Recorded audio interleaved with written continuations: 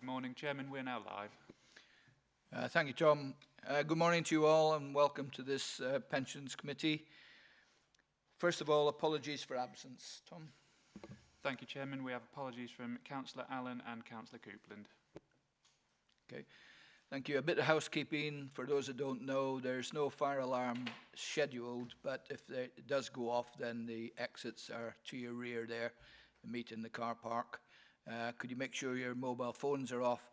And we have one member in this room at the moment who is slightly hard of hearing. So when you speak into your microphones, can you speak closer to it so everybody can hear? Thank you very much. Moving on, item 2, declarations of members' interests. Please show. Steve? Thank you, Chairman. Declaring interest as an active and deferred member of the Pension Fund. Thank you, Steve. Tom? Yeah, thank you. Good morning. Same as Steve, active member of the pension scheme. Thank you. Joe? Thank you. Yes, also an active member of the pension scheme. Right, thank you. Any other declarations? If you find there is something that you're concerned about as we move through the programme and the agenda, then please tell us at that point. Moving on then to item 3, which are the minutes of the previous meeting held on the 11th of January. If I can take you through the pages as they're numbered at the bottom of the sheet. So it's page 5 first, 6, 7, 8, 9, 10, and 11. Can I have a proposer, please, first of all, that they're a true record of our meeting on the 11th of January? Thank you, Steve. Second, Tom Smith, Steve Bunny and Tom Smith. All those in favour, please show. That is carried. Item 4, we have a report by the independent chair of the Lincolnshire Local Pension Board, so I'll hand over to Roger Buttery. Roger. Thank you, Chairman. Chairman, I will assume that the report has been read. I'd really just like to focus on the conclusion, the assurances gained by the board, because that's what we're all about. First of all, in terms of governance and the regulator's code, I mean, it's fair to say that we're very good, or good on that one. There is a concern from the Pensions Board about the timely completion of the training requirements by several members of the Pensions Committee. And I know I've mentioned this before, but it is better to be off the regulator's radar screen than on it. And the longer we are not green, there may be problems. The second point I just wanted to raise, Chairman, was that despite the problems over staffing at West Yorkshire Pension Fund, we still feel that that the team there offers a very good pensions administration service to members. Third one, in relation to data issues, and again, this is, I guess, an outstanding item, but we, as a board, we still have concerns about the progress being made on those data scores, and we can't provide full assurance on this aspect. I mean, we recognise that the data problems were inherited by West Yorkshire, but again, certainly the private sector schemes would not get away with the score that we get away with in the public sector. In terms of the fourth one, this is on the payment and contributions and monthly returns. I think given the size of the scheme, the number of employers, it's a pretty good performance. As Joe knows, I've always strived for 100% on this. I don't think we'll ever get it, but I just find it staggering that employers and payroll providers cannot deliver this information on time. And then finally, the good news, report and accounts, as you know, were all signed off, and for Lincolnshire, I think that puts them in a very, very good position. There are a lot of local authorities, probably 90% of local authorities not yet signed off by the auditors. If there are any questions, Chairman, I will attempt to answer them. Thank you, Roger. Well, yes, I agree with you on the late payments, but of course one one size doesn't fit all as far as the employers are concerned. And I think Joe is looking at the various ways of fines, etc. But there are small employers and there are large employers, and it's something that we have to address in the near future. I'll bring you in, Matt, in a minute, but any questions for the chairman of the pension board from our members? No? Matt, do you want to respond at all to that? I know you're going to be speaking later, but... Yeah, thank you, Chair. Yes, you know, Roger, you're right. There are some concerns over this data. It is inherited, so it is old data. And just to reassure the committee that this doesn't affect the payment of pension values or benefit values at all. It's generally about the storage of information from a paper record to a digital record. And because it's sitting in a copy of a paper record, it's just not possible to lift that information on a digital report. The benefits are paid correctly. They have been when we inherited them, they are now. So it's just reassurances that there is no harm to pension members, and as we come across these files, as the benefit values change, perhaps from a pension member to a beneficiary, a spouse or a partner, we will find that information on the record and we'll update it on the appropriate digital field on our systems, and then we'll be able to report that, which is why very slowly, you know, bit by bit, these scores are going up, not down. Does that reassure the committee? Thank you for that, Matt. Anybody else want to make a comment or ask a question? No? Roger, do you want to finish off, or are you happy to have said your piece? No, I've heard the explanation before, Chairman, and yeah, I've got a lot of sympathy for Matt, but the regulator has set some kind of targets, and you know, as I say, in the private sector, you've got to be in the 90s. We're still in the 80s. The good news is that the pension benefits have been paid correctly. That's the main thing. But yeah, you know, Chairman, I'm a bit of a stickler for following the regulator. Whatever you do, do not get on the regulator's radar screen. That is my advice. well, so far so good. But you know, certainly in the 7 years I've been in this chair, we've not had a problem so much with the pensions regulator. But yeah, we mustn't be complacent. We've got to move forward and move upwards. That's the thing. So thank you for that, Roger. The committee will note on page 13 that the recommendation is to note this report. All those in favour, please show. Thank you. That is carried. Moving on then, thank you, Roger, to item 5, which is the pension fund update from Joe. Joe? Okay, thank you, Chairman. So this is the standard quarterly update paper with the recommendation that the committee consider and discuss the report and agree whether any action or additional information is required. So the key points that I'd like to highlight from this paper are paragraph 1.9 on page 19, where it updates the committee on the funding level with the actuary's report attached at Appendix C, showing how the funding level has increased slightly over the quarter to 94.6% as at 31st of December on a roll forward basis. And if you recall, it has dropped from the 100 because of changes to the funding model that were explained last quarter's paper and the quarter before. Paragraph 2.2 on page 20 reminds members who haven't completed the pension regulator's toolkit, as Roger has mentioned previously, that it is required and is in the mandatory training requirements to be completed within 6 months of joining the committee. We do have 2 members that are overdue and 1 that's due by June to make sure we can meet that requirement and turn that TPR indicator green. Section 5 on page 21 updates the committee on activity with Border to Coast. The next joint committee is on the 26th of March. Papers were shared yesterday with everybody. So please, if you have any questions or comments that you would like Councillor Strengle to take forward on behalf of the Lincolnshire Fund, please do let him know ahead of Tuesday's meeting. Section 6 provides some background to the Economic Activities of Public Bodies Overseas Matters Bill. Quite a mouthful, that one. And this is currently going through Parliament. What this will do, though, is prohibit certain actions by public authorities.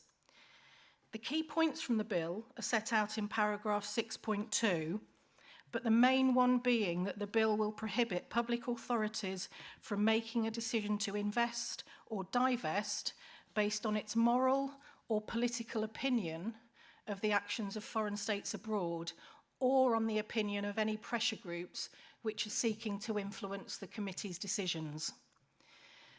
The bill also allows interested parties to bring about legal proceedings against the authority or report them to the pensions regulator, neither of which we particularly want to see, if they consider, just consider, that an investment decision has been made in contravention of the bill. So considerations on how to mitigate any such proceedings are set out in paragraph 6.4, which are to ensure that the committee has clear documented advice on any potentially contentious decisions, and that that's provided prior to meetings and prior to those discussions at committee. That any minutes make clear references to any advice and the grounds of any such decisions, and that decisions around the actual implementation rather than the strategy are delegated to officers, the asset pool, or other investment managers. So we'll be working with the investment consultant to ensure that any potentially contentious decisions are not open to challenge and are based on valid investment reasons, and that this is all properly documented. The final point I'd just like to raise is on the on the conference and training at section 7, and there are notes from the LGA Governance Conference attached at Appendix F. The LGC Investment Summit was held last week. Notes are not yet available from Hymans. However, the areas covered are set out in paragraph 7.2. I think one of the most notable sessions was from Simon Hoare, the Minister for Local Government, where he spoke about his expectations for pooling and meeting the government's requirements set out in the next step on investments consultation last year. And I think the key points for the committee to note were that the comply or explain, which is how it's currently worded and was spoken about in previous sessions at the conference, will become comply or be compelled if funds aren't considered to be moving fast enough. And the other area was also about the consolidation of LGPS pension fund was something that he was very interested in pursuing, and that funds should be considering how they can do it before it is done to them. So the committee are asked to share any information on any events that they have attended that will be useful for other committee members, and then I'll be happy to answer any questions. Thank you. Thank you, Joe, and thank you, Claire, for updating me. Claire and I went to the committee that Joe has mentioned, where Simon Hoare, that's the LGA Governance Conference, and the conference started with a keynote speech from the Pensions Ombudsman. Pleasingly, the number of cases they receive from the LGPS is small, although they have received the first case linked to the MacLeod judgment, and of course that's something on the horizon that we've got to be wary of. The conference received, as Joe mentioned, the Simon Hoare, the Pension Minister, online, and we also had an update from the Scheme Advisory Board Chairman, and an update as well from the Department of Levelling Up Housing and Communities, DLUC as we call it, on their current work. There were also sessions on the employer landscape, focusing on issues associated with academy schools, the legal landscape, including highlights from the recently released General Code from the Pensions Regulator, plus cyber security and risk. The second day included an interactive session on improving and measuring your knowledge and skills. The session covered the results from the October 2023 Knowledge and Skills Survey and gave delegates the opportunity to consider training needs and the development of knowledge. Fund investments were also considered in a panel session on responsible investment, which included Jane Firth, who up to that point was, of course, head of responsible investing in Border to Coast, but has moved on. June is moving on. Sorry. And she spoke very well regarding focusing on the risk of de-risking and an investment outlook. Overall, the conference was an excellent opportunity for committee members, which includes all of you as well, committee, to gain an update on all current and upcoming governance issues affecting pension funds. I will say that these are open to you all on the Pensions Committee. Some of you have attended in the past. You're all welcome to attend. There are other conferences coming up.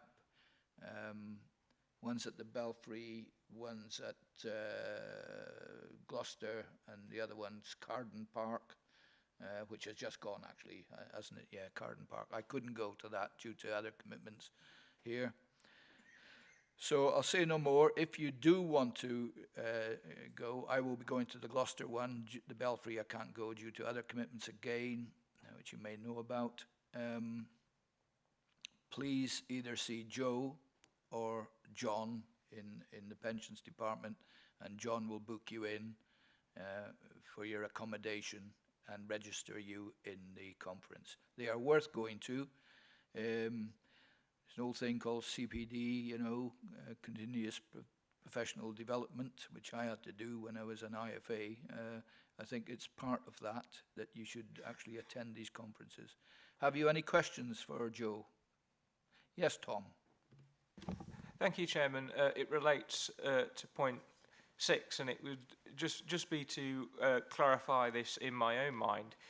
Whilst I fully understand why the legislation has been laid before Parliament in respect to pressure and divestment from pressure groups and movements in some councils to divest in Israel for the reasons we're all very much aware of as why that takes place. It is concerning that, though as a committee we wouldn't be able to express a view on investment or disinvestment in, say, the likes of China or Russia, for example, especially given the situation of the world is currently in, as both Councillor Allen and I have done in the past for obvious reasons. This is deeply concerning because as custodians of this pension fund, it seems very much we are being tongue-tied and gagged from making statements that we may feel is prudent to why we may disinvest in a country specifically. And I know that we've had discussions on both those countries in the past, Chairman, especially when the war in Ukraine broke out and with respect to, although there were minor investments with respect to some money that was and investments that were in Russia, and they seem like perfectly logical and fair conversations to be having. But then it goes on further down at point 6 that says we can still follow the His Majesty's government's disinvestment process, but we can't make our own, which seems slightly heavy-handed given what it's designed to try and do, Chairman, and it seems to be putting us in a gag order essentially, so we can't actually act as custodians as we want to. Thank you, Tom. Joe. I obviously can't comment on the political decisions for the bill, but what I would say is what it doesn't stop us doing, which we discuss at the Investments and RI Committee, is we look at the ESG aspects of investments as opposed to a specific country. So if there are concerns about the governance structure within China, for example, that can then be looked at as more of a question to managers, really, rather than a decision to say, we don't want to invest in China, to say, given the governance issues and concerns that we have, given the social issues and concerns we have, can you please explain to us why these are good investments? So I don't think it stops the committee being able to ask the questions and make sure their viewpoint is heard to our managers. But obviously the committee's role now is on the strategy of the fund as opposed to the implementation of that strategy. But I think it's absolutely right to question our managers if you have concerns about the E, the S or the G of certain investments that they're making. So that probably doesn't answer your question fully, but I think the views of the committee can still be made. They just have to be made in the correct way and related to investment decisions. Tom, one of the things that were said recently in this meeting was that I'm going to Leeds on Tuesday. Questions for the Joint Committee and indeed for Border to Coast in the main need to come from yourselves. If you want to drop me an email outlining your concern there, I will make sure I read it word for word on behalf of you. I don't need to name me unless you want me to, of course, but certainly that's the sort of thing we need to feed back to Border to Coast and ask the questions, and then I'll feed back to you on what the reply is, okay? And that goes for all of you, by the way, okay? I'm still waiting for my first question in 7 years to ask Border to Coast on your behalf, so go on. Excellent. You'll be a first, Tom. Thank you. Any other questions? Yes, Steve. Thank you, Chairman. Just the table at 1.3, property is still an outlier. I presume that's because we're on the transition still. Is there any update on where we are with that, please? So, yeah, property is still being worked on with Border to Coast. We have committed to the Global Property Fund, but investments in property take time. We have to redeem units in existing properties. Some of those may be gated, some may take 2 years to get all the money out. It is a very long time. There will be a paper coming to the April committee to discuss the UK property side. The main issue for the underweight has been the fact that the Aviva fund, which we were invested in, closed last year, maybe 2 years ago, closed recently. So that money has been coming back, and because we've been waiting for Border to Coast's investment solutions to be online, we haven't been reinvesting that in funds that we will then have to divest from. So investing or disinvesting and reinvesting in different funds is a very expensive game in property, 7-8% round trip on that. So we're trying to do it once where we can. So yeah, we are aware that we are underweight there, but there are plans in place as to how we will build that weight back up. But it will be a long process. Thank you, Joe. Any other questions? None seen. If I can bring you back then to page 17, I think it's fair to say that we discussed the report. Don't seem to see any further action. So could I have a proposer, please, that the report is noted? That's Councillor Tom Smith. A seconder, please. Councillor Alan Briggs. All those in favour, please show. Thank you. That is passed. Thank you, Joe. Moving on then to item 6, the Pensions Administration Report. I'll hand over to Matt for that one. Matt?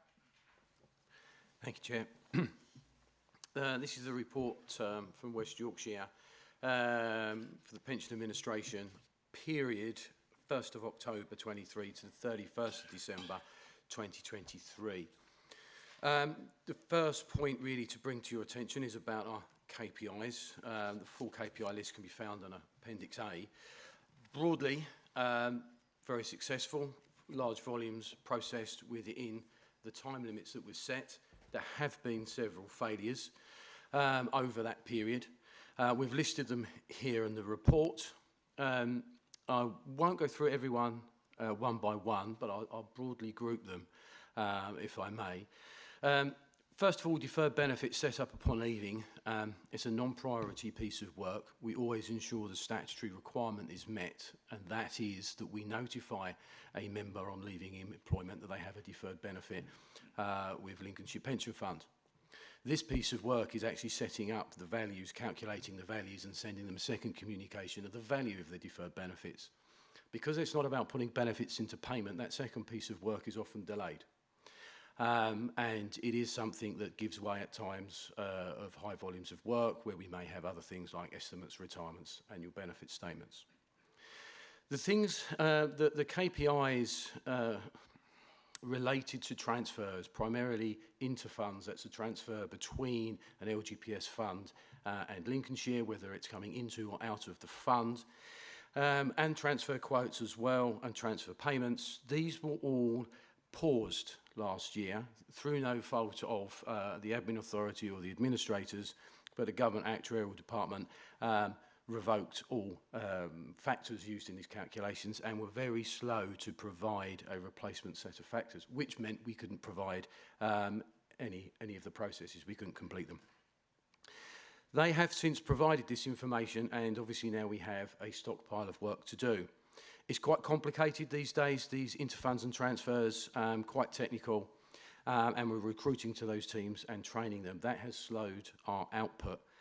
This period also covers Christmas, where we have annual leave, and in West Yorkshire there was a spike of illness, possibly colds, flus, and if from memory we even had a mini spike of COVID again. We're all probably tired of hearing that, but that is true.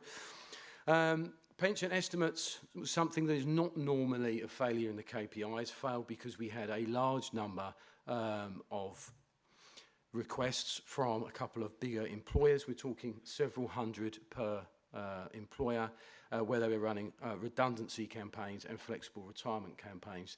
The information they required, the estimates they required, were all short-dated, so they had to be done quite quickly and jump the queue. Generally speaking, for estimates, we will process something that has a date within the first 3 months. We will process them as a priority and look to those that then have a date of 6 months, 9 months, a year. Obviously, if an employer comes to us with 200, 300, 400, 500 cases that have a date for next month, that's how they get to the top of the pile. So it has had an impact. That impact will be short-term. So although it doesn't look great on the initial review of the KPIs, there are reasons for all of those. And just a reassurance to the board is I have gone back to the teams and asking for further details and information. For example, the deferred benefits set up upon leaving, I understand there's been a good focus on these that have failed the KPI times, and I'm waiting for numbers, but I broadly understand that they've actually halved any stockpile with that KPI by about 50% since September. So we are looking to focus our resources in these areas, and when I have that information, I can come back to committee. Point 20, the shared service update and staffing.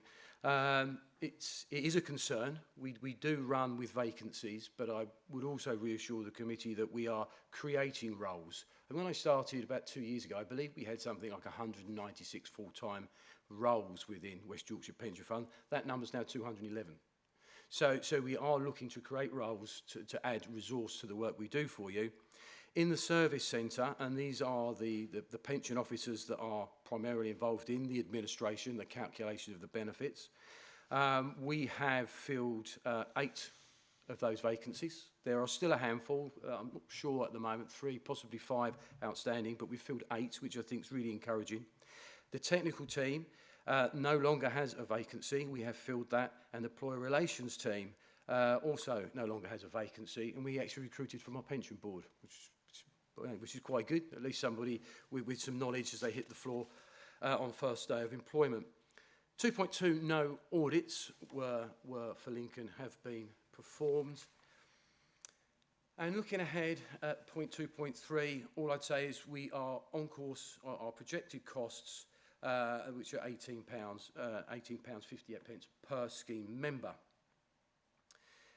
The shared service risk register and policy changes, however, you'll note that this has probably been to committee before.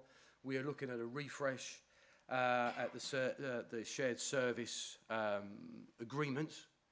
Although it was drafted by members of the shared service back in September, October, there has been delays on getting this signed off.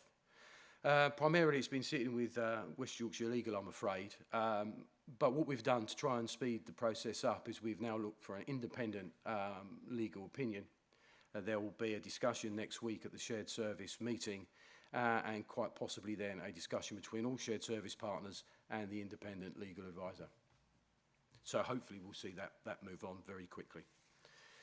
Point 2.6, pensions dashboard, not a great deal to report. Just to remind everybody that this is the government's project, a drive to get all pension scheme members access to their benefits, or at least to understand where the benefits are, who's the administrator are, what their values might be. It's an online platform, and it will involve ultimately every single public sector and private sector pension scheme that we have in the country, so 52 million people. The deadline for being live with this is October 26. The worst kept secret for the dashboard is that public sector have a deadline for delivery on September 25. It hasn't been formally communicated. We're waiting for that at the moment. We are well advanced with our preparations, and we do expect to be putting information on this on the platform sometime in spring of next year, because we need to get it on there. We need to make sure that it works. We need to be able to test it. So we are probably 6 months in. We won't go live before September, but we are expecting the data to be on there.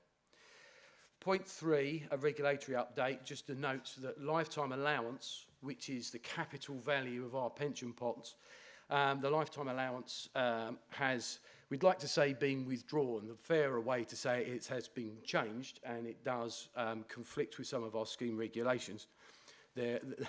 Unfortunately, we think we know really what this will mean to a handful of our scheme members, but we are waiting for guidance from the Local Government Association, and where we can, we will talk to other advisors and partners and take further training. That is the end of my update, and I'm happy to take questions. Thank you, Matt. Any questions? Yes, Tom. Thanks, Chairman. Matt, I was just wondering, because obviously there's a few where you've said the KPIs haven't been met, and I'm just assuming there's some sort of complaints policy. And I just wondered if anything where something's not been met for a member or an employer, whether it's actually crystallised into an actual official complaint, and don't know if there's any statistics on that or anything. I'm quite pleased to report that the short answer is no. We do have some complaints, the IDRP two-stage complaint process, which people must go through before they can go to the pension ombudsman if they're still unsatisfied. We do have one or two, but there is literally one or two, and in my 2 years of working in West Yorkshire, the complaints here in Lincolnshire have just been decreasing. And to my memory, and I will check this for you, I don't believe that we've had any complaints regarding these KPI areas. More often a complaint would be through perhaps an ill health judgment, something like that. That's far more common. Thank you. Any other questions? I'll just make a comment, Matt. It seems strange to me that they're roping in DB and DC schemes. You know, to me, it would seem sensible just to deal with the DB schemes on the dashboard first, and then maybe bring the DC schemes in later, because obviously I can imagine that's where a lot of the hold-ups are going to be. I'm not sure where the hold-ups will be, but just to clarify, I understand that there will be more than one dashboard, which may make our lives easier. We might find we have a DB dashboard with all the public sector, we might have DC. I don't know how it will work, but it could be many, multiple. But I'm optimistic that for us, we have the data, we are efficient, the member will be able to find us, the ones that have lost their pot, that are not aware that they still have a pension with Lincolnshire, and we will be unaffected by any DC issues. Thank you. And the other sticking point, of course, is AVCs, isn't it? AVCs are a sticking point, that's right, and there is actually a separate national working group to discuss how we manage AVCs. Everything from who puts the data on the dashboard. So, for example, it was initially thought, oh, the AVC provider would go direct and put it on the dashboard, and then we realised that actually we would then not have control about when they put it on, what information they were putting on, did it match with the data that the funds were putting on the dashboard. But obviously, if there was a query, who would that query go to? The AVC provider or back to the fund? So the thoughts have actually, reversed. And what we think what we should be doing is the pension authorities, the administrators, should be managing that data, should be getting that from the AVC provider, putting it onto the dashboard at the same time as the main scheme benefits, with relevant dates that match all the way through, so we have consistency and we have oversight of accuracy. That's where it's going at the moment. I don't know if the story's ended yet, but I will bring that back to you if there is another change of opinion. Thank you, Matt. Any final questions? Right, if I can bring you to the recommendation, I think we've discussed the activity and the performance, so are we happy to note the report? Please show. Yeah, that's passed. Thank you very much. Thank you, Matt. Item 7, Lincolnshire Pension Fund Policies Review. Over to you, Joe. Thank you, Chairman. So this paper updates the committee on any changes to the main policies of the fund, and the recommendation here is that the committee discuss and consider the report and approve the fund's updated investment strategy statement.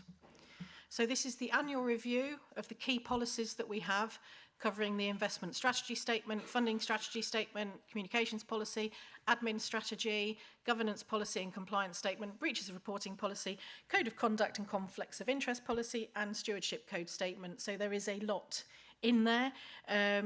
Amendments have actually only just been made to one policy though, the investment strategy statement, which is attached at Appendix A. So this policy sets out the fund's approach to the investments of the fund's assets in accordance with the guidance issued by the Secretary of State. It's been updated following the changes agreed by the committee to the strategic asset allocation, and then some additional information has been added to reflect the future requirements on reporting on assets pooled and transition plans. So the 3 key changes to the policy are firstly updating the table of the strategic asset allocation to reflect the changes that the committee made last year. Secondly, adding a table to show assets pooled with border to coast. And then thirdly, adding a table to show the transition plan. So that was taken to the January 2024 Pensions Committee, explaining how we would be pooling those assets that are not yet pooled. Excuse me. The other policies haven't been amended, but the link to where they are published on the Council's website is included in the paper at paragraph 4. Now, I'll be happy to walk through the ISS if that's any help. Otherwise, I will be happy just to answer any questions that the committee may have.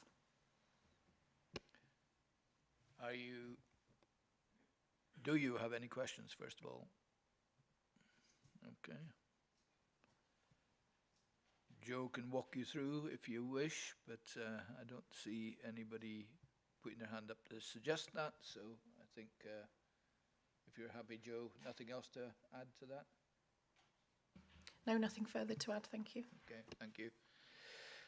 Right, well, we've had a look at the recommendation there, and we need to approve the fund's updated investment strategy statement. So can I have a proposer, first of all, please? Councillor Tom Smith, seconder, please. That's Councillor Stephen Bunny. All those in favour, please show. Thank you, that is carried. Passed. Thank you, Joe. Right, we'll move on to item 8, which is the Lincolnshire Pension Fund Business Plan. Is that going to be you, Joe? Or, yeah. Yes, back to me. So this paper brings the annual business plan to the committee with the recommendation that the committee consider the report and approve the Lincolnshire Pension Fund Business Plan for 24-25. So the plan is attached at Appendix A, and it sets out the objectives of the fund, some statistics on funding level and cash flow, the resources and the budget, the key tasks for the year ahead, with a look back at progression on those set in last year's plan, and then the key risks for the fund with a forward plan of the known meetings over the coming year. A lot of work has been excuse me. A lot of work has been done over the last year, and generally progress on key tasks has been good. Where tasks have not been progress, it's noted that this is generally due to either resourcing issues because of some resourcing problems we had last year, or factors outside of our control, such as awaiting guidance from DLUC or Scheme Advisory Board, etc. There are 2 new tasks that we've added to the plan for 24-25, one being the appointment of the new independent chair of the local pension board and supporting that person into their role over the coming year. And secondly, ensuring compliance with TPR's new general code of practice, which there will be a session on at a later agenda item in this meeting. The custody tender we hoped to do last year, that was postponed though, so that will be undertaken this year, starting over the summer. Updates and outcomes from both will be brought to the committee for consideration and approval as required. And the forward plan sets out the expected meeting agendas for the coming year, but it is flexible and additional papers or training will be added as required. So again, I'm happy to take any questions on the business plan. Thank you. Questions, committee? Yes, Steve. Thank you, Chairman. In terms of your vacancy, I know you're saying that that's going to be in the future. Is there some sort of timescale around that? So yeah, so we were able to get 2 career posts agreed for a Principal Accounting, Investments and Governance Officer, a very snappy job title, one of which we appointed a member of the team, Josh Drotliff, to. Now, the posts come with the ability to be able to qualify for SIPFA and do training along that, which is done through the apprenticeship scheme. So it's quite intensive. And it takes a fair bit of time out of the individual's work week to be able to do that. So rather than have 2 people come in at the same time and try and get them through that, we've decided we will probably give it 12 to perhaps 18 months to ensure that Josh is fully embedded in his role. We also had to replace Josh's previous role, so there's been another new individual that's come into the team on the employer monitoring side to make sure that they're up to speed over the coming months as well. So rather than make our life more difficult than it needs to be, we've decided that we would ensure that the first career grade post was bedded in along that SIPFA path, and then they will then be able to assist bringing on the new person once we go out in, say, 12 to 18 months. Okay. Steve, you want to come back? Can I just come back? As a SIPFA member, I'm pleased that the organisation is supporting SIPFA training because it has tailed off somewhat, so it's good that that's still being supported.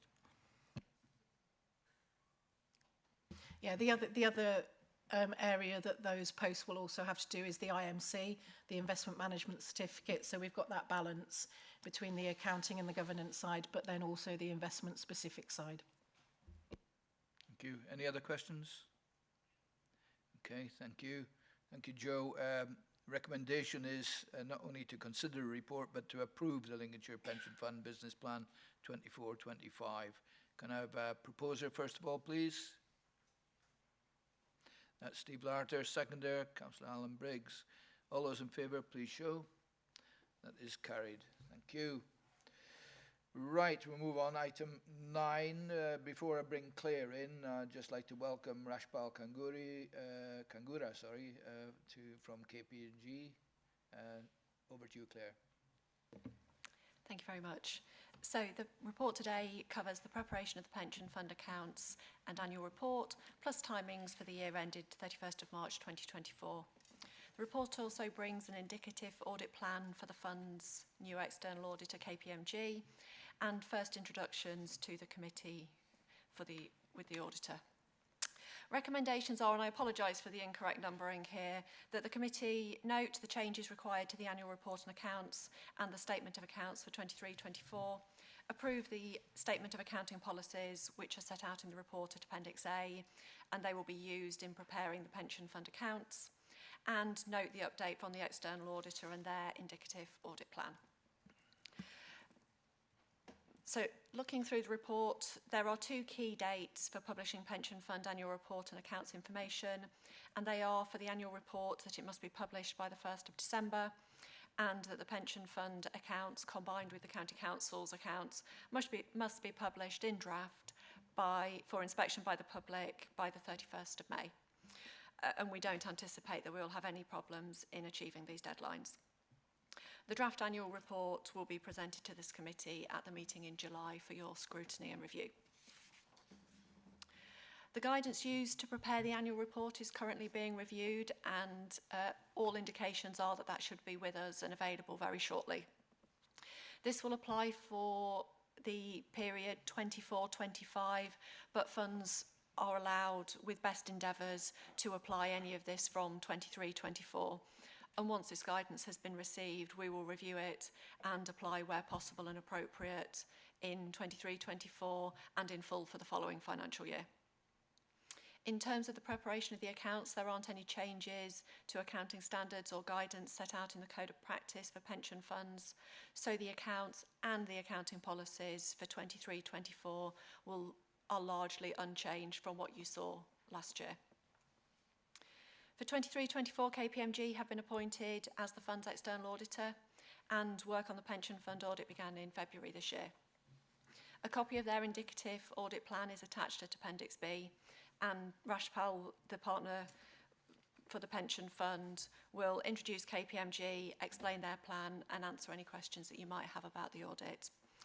I'm very happy to take any questions before I hand over to Rash, or we can move on to that and I can pick anything up after. And just quickly, Claire, any questions so far? None seen. Thank you. Over to you, Rash. Thank you, Chair. So I'm really pleased to bring this report here. It's the first of our reports under the current round of external audit appointments by public sector audit appointments for this pension fund. We've taken a decision to bring an indicative plan here and not finalise our full plan, as there are a couple of areas where there's some developments. Firstly, it's our first year and we need to complete the handover process with your outgoing auditors, and a file review is scheduled for next week with Mazars. And secondly, there are a number of consultations within the sector due to the historic backlog, which has been mentioned earlier, that we want to see land and complete, and that's the DLUC consultation on the backlog and the NAO consultation on the audit code of practice, which we have to comply with. However, I am pleased to say that has not delayed our planning and risk assessment work, and we're on track to produce an audit plan in the next month, and that will be returning here to the next audit committee. However, we did wanted to take this opportunity to kind of explain some of our key planning criteria and decision-making areas. So over on page 119 of the pack, we've introduced materiality there and talked to you about our materiality level and how we don't just look for issues around that materiality level, but we design audit procedures at a lower level to look for errors, and of course we report errors below that amount to yourself through our year-end report. We've also considered the key risk considerations, so the standard risks you'd expect to see in an audit plan, such as management override of control, the rebuttal regarding contributions, where professional standards require you to have a significant risk around revenue recognition.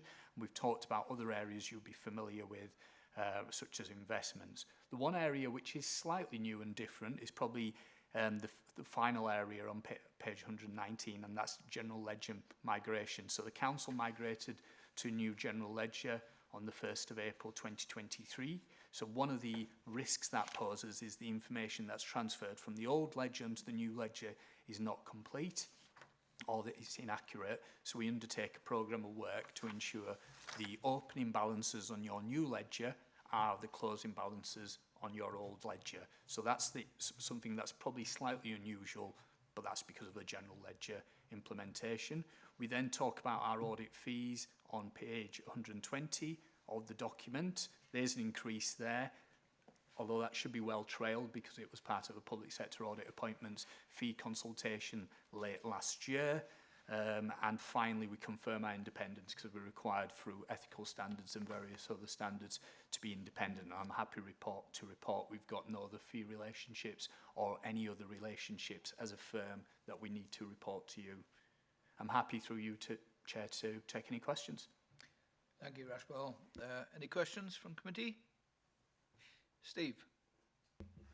Thank you, Chairman. I think it's fair to say that the state of public audit at the moment is not in a good place, and I know Roger referred to it earlier, and it's really pleased that Lincolnshire's have been audited and signed off. Can we be assured that we won't take a backward step with KPMG and that we will keep to be on time and audited promptly? Because we don't want to end up with the bulk of the other authorities where they start getting behind. Through you, Chair. Please, yeah.